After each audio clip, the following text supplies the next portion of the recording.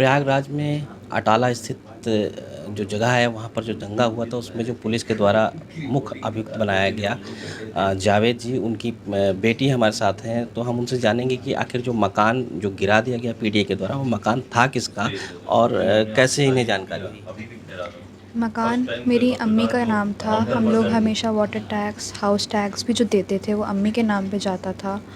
और हमको उन्होंने डिटेन करके रखा हुआ था 30 आवर्स के लिए थाने में, महिला थाने में। वहीं पे जिस दिन हमारा संडे को घर मकान तोड़ा गया है उससे एक दिन पहले सैटरडे को शाम में जब हम डिटेन थे थाने में, तभी हमारे सामने फीमेल इंस्पेक्टर आती हैं और वो कहती हैं कि घर कॉल करो, क्योंकि हमारा फ़ोन उन्हीं के पास ज़ब्त था।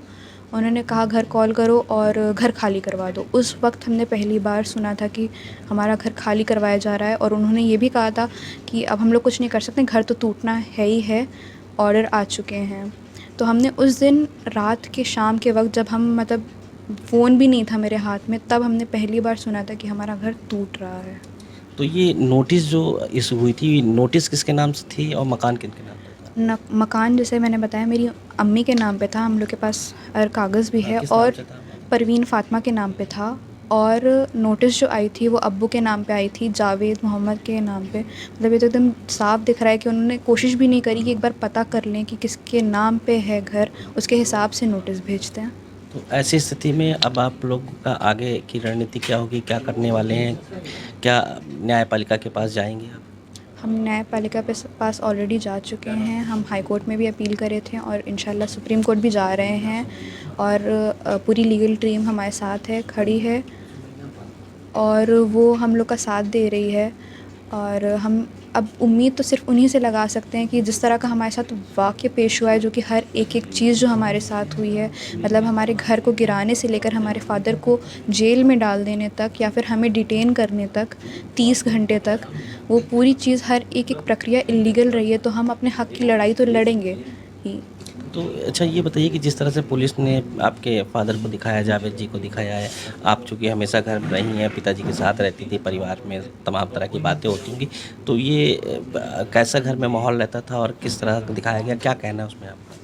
देखिए, हम अपने घर के माहौल की बात करें तो आप एक अगर किसी आइडियल फैमिली को देखते हैं जहाँ पे सब लोग मतलब खाना खाते वक्त हंसी मजाक, जो एक बेटी अपने बाप से मजाक करती है, बाप भी बेटी का मजाक उड़ाते हैं, एक आइडियल फैमिली जो कह लें ना, वैसी फैमिली थी हमारी।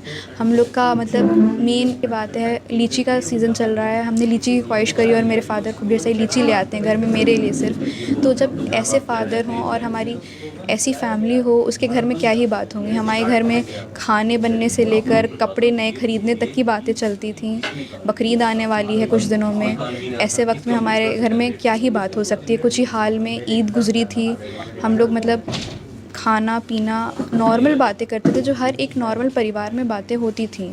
और जो ये हमारे अब्बू के ऊपर आरोप लगा रहे हैं, उसका कोई प्रूफ नहीं दिखा रहे हैं, ये शो नहीं कर रहे हैं, मतलब सामने दिखा नहीं रहे हैं। ये जो घटना हुई थी उस समय पिताजी आपके कहाँ पे थे, फ़ादर आपके? पूरे वाक़ये के वक्त पिताजी हमारे घर पे थे। उन्होंने फ़ेसबुक पोस्ट भी उस दिन फ्राइडे को सवेरे डाला था, जिसमें उन्होंने अपील करी थी पीस की।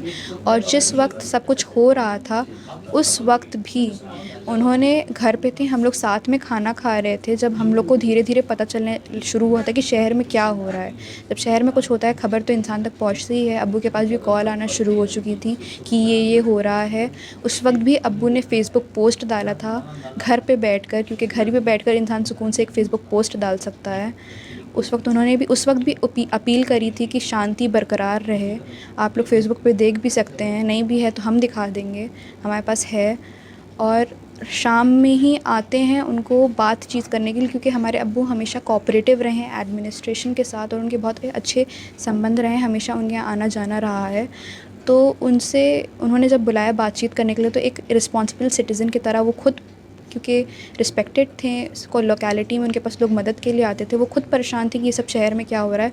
वो उनके साथ जाते हैं बात करने के लिए, समझने के लिए पूरे सिनेरियो को कि क्या हो रहा है। आप क्या नाम लिखते हैं? सुमैया फ़ातिमा।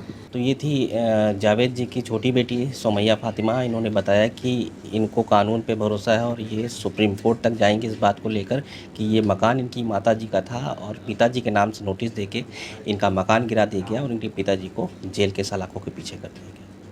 संगम नगरी प्रयागराज से पंकज चौधरी, न्यूज़ 24। नमस्कार, मैं हूं मानक गुप्ता।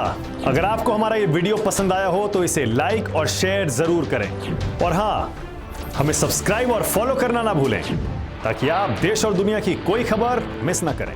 तो जुड़े रहिए हमारे साथ और देखते रहिए न्यूज़ 24।